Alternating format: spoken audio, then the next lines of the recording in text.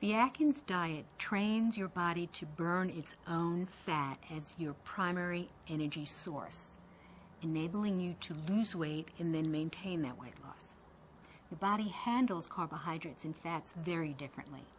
When you use carbohydrates as your primary fuel and you consume more carbs than the body needs for energy, it can encourage the storage of fat on your body.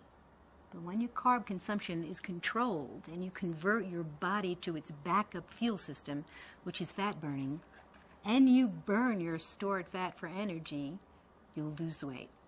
And it reduces the amounts of insulin you produce, and insulin responds to carbohydrates. Like a hybrid car, your body can run on two fuels. Both carbohydrate and fat can power your body, but it will always burn carbs first. That's not because carbs are a better fuel source. It's just that it's easier for your body to use carbs for energy because they break down into glucose or sugar in your bloodstream more easily after you eat them. Fat actually supplies a steadier source of fuel. In a minute, I'll explain why that's desirable. As long as you're eating 3 meals a day full of carbs, your body rarely gets a chance to burn its fat. That's because neither the fat you eat nor your body fat can be burned for energy until the glucose is used up. And that's why it's so hard to shed pounds. But you can change that. Once you switch to a low-carb diet, your body burns primarily fat instead. Not just the fat you're eating in your meals, but the fat on your body that you have stored. And that, in a nutshell, is the secret of the Atkins diet. If this sounds odd to you, it's because much of the dietary information you've been fed for many years is missing this key bit of information.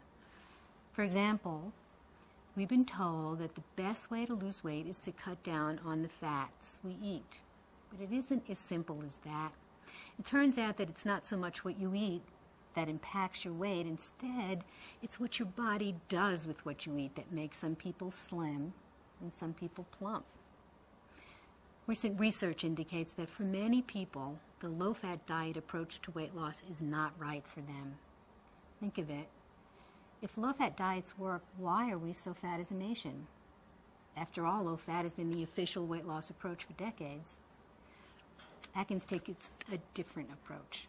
The process by which your body converts the food you eat into energy and nutrients is called metabolism. As I explained, fat and carbohydrates provide most of your day-to-day energy needs, but the two behave very differently in your body.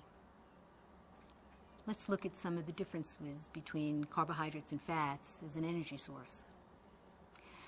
Carbohydrates convert relatively quickly to glucose or blood sugar, which is readily available for energy.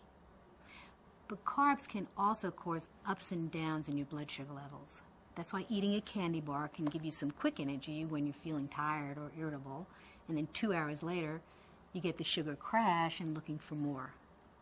Finally, when you don't use that sugar for energy, your body stores it as fat. That's right, excess carbs turn to body fat.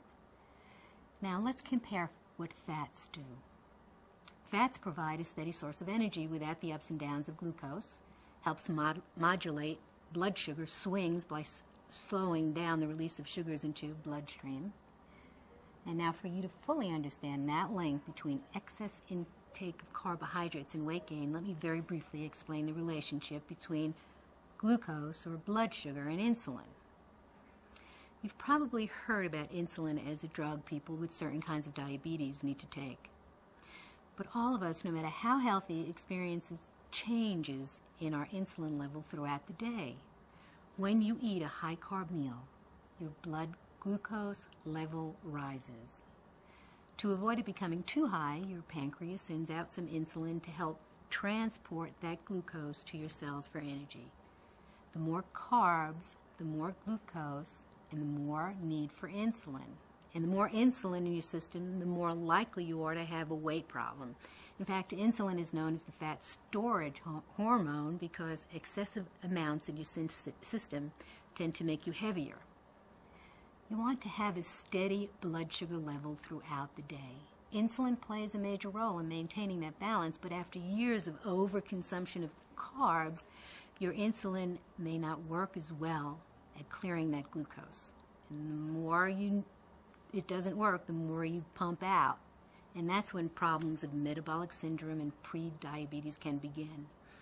In the next podcast, we'll talk about the Atkins diet and how that way of eating can improve your health. But meanwhile, the takeaway here is that by shifting your metabolism from a carb-burning system to a fat-burning system, you can burn your own body fat for energy. That allows you to lose weight, and after you shed those pounds and you eat enough healthy natural fats like olive oil and avocado and salmon, you'll maintain your new healthy weight. You'll learn all the ins and outs of how to do the Atkins diet in our 4 interactive courses, 1 for each phase on the Atkins Community Forum. We also offer 5 sets of frequently asked questions for quick reference on the program as a whole. I look forward to seeing you there.